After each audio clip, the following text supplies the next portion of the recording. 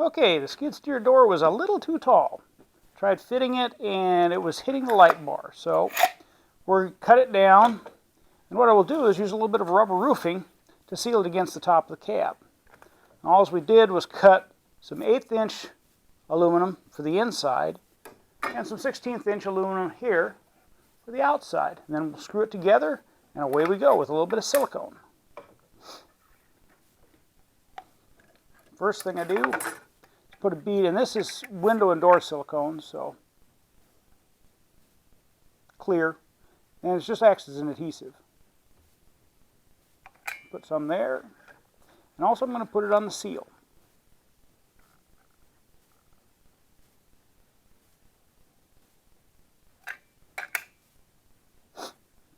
And I'll put some on the inside of the 1/16 inch. So we've got a good tight seal.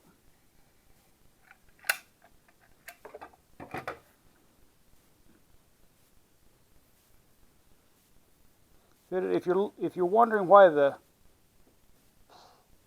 polycarbonate looks so gooby, it's because I put some Windex on it to keep from scratching it. So here we go.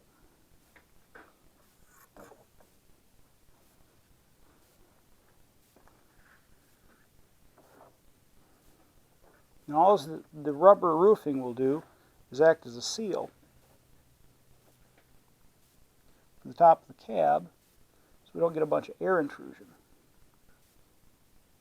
There we go.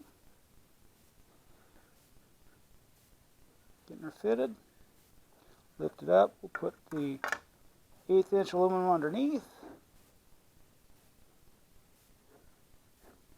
Put it on here. On here.